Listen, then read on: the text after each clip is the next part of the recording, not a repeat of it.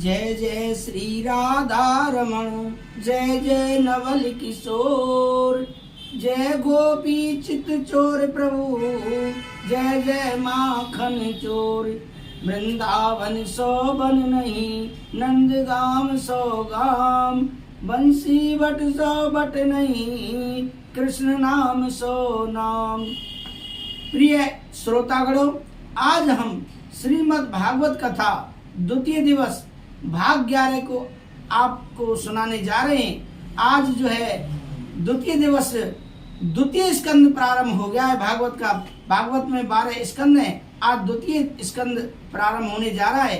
तो श्रोतागणों ध्यान पूर्वक सुने, और आप अगर पवित्र होकर पवित्र आसन पर बैठकर आप हमारी वीडियो को सुनते हैं, जरूर आपको धर्म लाभ प्राप्त होगा।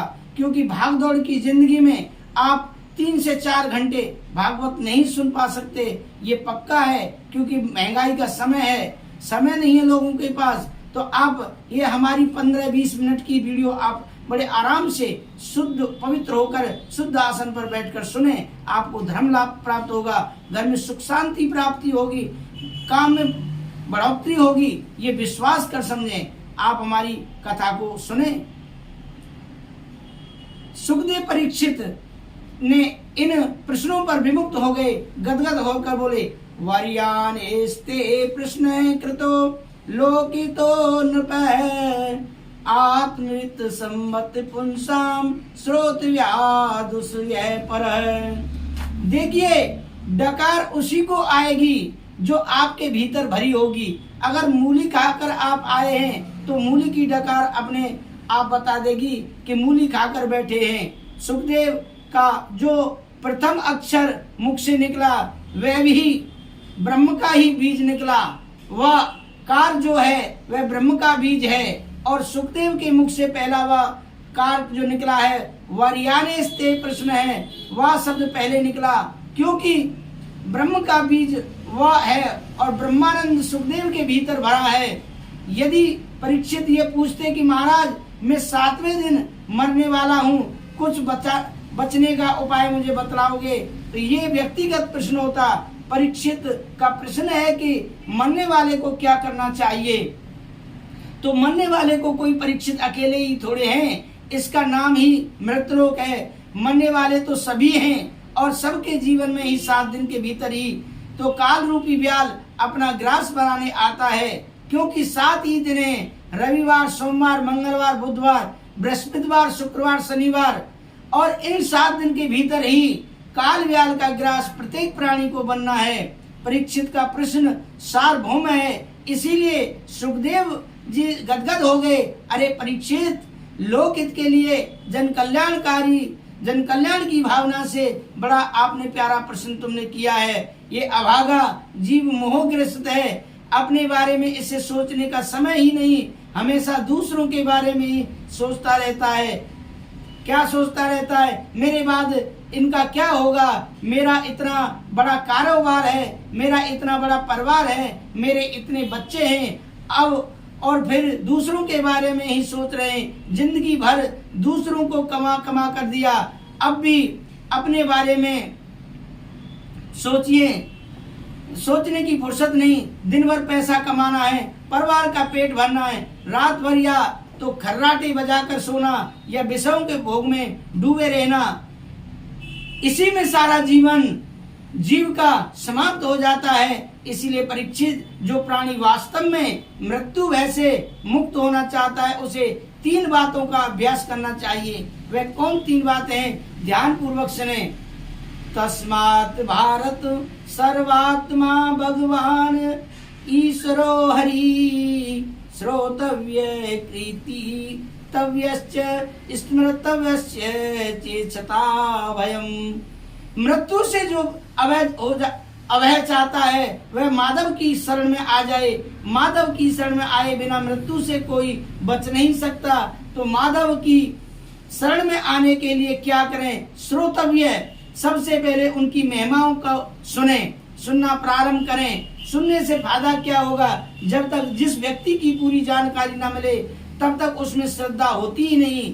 कोई कितना भी बड़ा महान व्यक्तित्व हमारे बीच में आकर चुपचाप बैठ जाए तो हम जब तक उसे नमस्कार भी नहीं करें, जब तक उसके व्यक्तित्व के बारे में किसी ने हमें बताया नहीं, अगर हमारे पास आकर के कोई सिविल वर्दी में थानेदार बैठ जाए, डीसी बैठ जाए, कोई भी बैठ जाए और हमें मालूम नहीं तो हम उसको नमस्कार भी नहीं करते, और जब पता लगता है कि अरे ये तो 3 स्टार व्यक्ति है तो हम तुरंत उसको नमस्कार करते हैं, बाबूजी नमस्कार, बाबूजी नमस्कार हैं। तो जब तक हमें उसके व्यक्तित्व के बारे में मालूम नहीं होता तब तक हम उसको कुछ समझते ही नहीं। कहते हैं जाने बिन न होए परतीति, बिन परतीत होए नहीं प्रीति। जब तक हम उसे जान नहीं लेते तब तक हमारे मन में श्रद्धा नहीं जागती।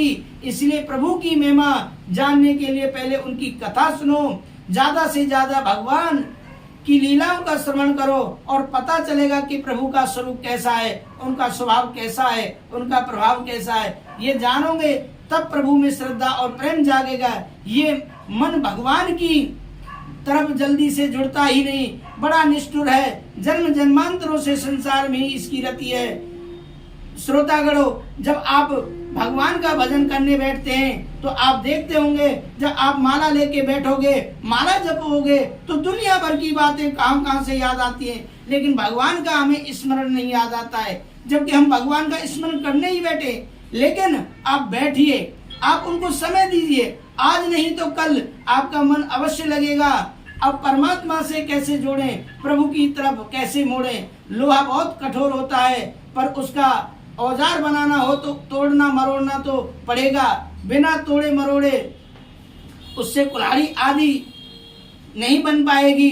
कैसे बनेगी, पहले उसे गर्म करके तपाओ, लोहा तब गर्म हो जाए, आग में लाल हो जाए, तब उसमें द्रव्यता आ जाएगी, पिघल जाएगा लोहा जब हम गर्म करेंगे तो, और फिर उतनी कठोरता नहीं रह जाती। और जहां उसमें लालमा आ जाए, द्रव्यता आ जाए, एक हथौड़ा मार दो, जहां चाहोगे तुरंत वहीं मुड़ जाएगा। बिना तपाए तो मोड़ना बहुत कठिन है। उसी प्रकार से ये निष्ठुर मन माधव की तरफ मुड़ता ही नहीं।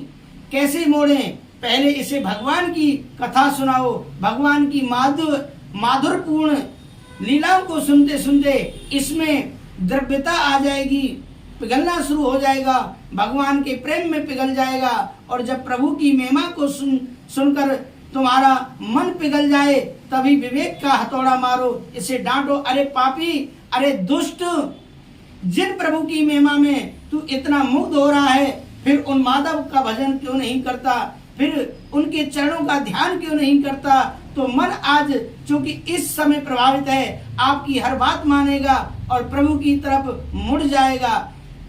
बाबा गोस्वामी तुलसीदास जी रामचरितमानस में वर्णन कर रहे हैं कि अहिल्या का उद्धार करके राम जी जा रहे हैं। वर्णन करते करते गोस्वामी जी का मन पिघल गया कि राम जी इतने कृपालु हैं, इतने दयालु हैं कि बेचारे अहिल्या वन में पाषाण पत्थर बनी प्रतिमा बनी पड़ी थी, कोई नहीं देखता था, ना कोई उधर जाता था। ऐसी अभागिन अहिल्या का उद्धार करने प्रभु स्वयं गुरुजी को लेकर पहुंच गए और उस पर अनुग्रह किया, उसे परम पावन बना दिया। और जहां मन पिघला तहां गोस्वामी तुलसीदास जी ने उस मन को फटकारा। आसे प्रभु दीन बंद हरि कारण रहत दयाल, तुलसीदास सटते भज छाण कपट जंजाल। अब ये जो सठ मूर्ख संबोधन है वह अपने मन को है। गोस्वामी तुलसीदास जी कहते, अरे सट मन, तू बड़ा ढीठ है।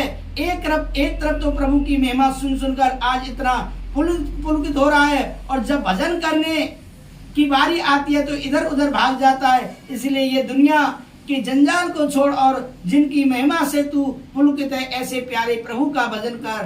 पूरी राम कथा सुनाने के बाद भी अंत में श्री रामचरितमानस के अंत में अपने मन को यूं ही समझाया, ऐसा कौन पापी जगत में है जो श्री राम जी का आश्रय लेकर पावन नहीं हो गया हो। पाए न के गति पतित पावन, राम भज सन सुटु मनाम।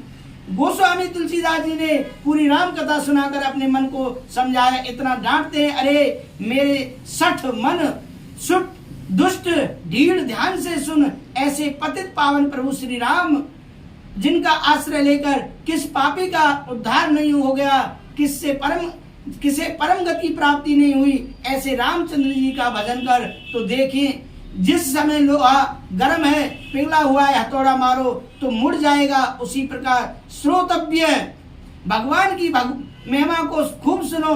प्रभु की महिमा सुन सुनकर मन जब प्रभावित होने लगे, तभी विवेक का हथौड़ा मारो, अपने मन को डांटो, समझाओ, क्योंकि इस समय पिघला हुआ है, प्रभु की महिमा से प्रभावित है, तुरंत आपकी बात मानेगा और भजन में समर्पित होगा। जबरदस्ती इस मन को प्रभु की तरफ मोड़ना बड़ा मुश्किल है, क्योंकि ये बड़ा निष्ठुर है, बड़ा ही कठोर है। श्रोतव्य कृतितव्यश्च स्मृतव्यश्च चेच्छता भयम्। जो मृत्यु के भय से मुक्ति होना चाहे, उसे भगवान की महिमा ज्यादा से ज्यादा सुननी चाहिए, ताकि मन प्रभावित हो जाए। और सुनकर मन जब बहुत प्रभावित हो जाए, तब कीर्तितव्य, भगवान की महिमा को पहले तो सुनो, उसके बाद दूसरों को सुनाओ। सुनने की महिमा ज्यादा है, हमेशा सुनाने की बात दूसरी बारी बार वर्णन करना दूसरे स्थान पर, सुनना पहले स्थान पर, क्योंकि जिसने अच्छी तरह सुना होगा वही सुना सकता है। इसीलिए भी दूसरा कारण है कि जितना आनंद सुनने में आता है, उतना सुनाने में नहीं। वक्ता भगवत प्रेम में डूबने में स्वतंत्र नहीं है।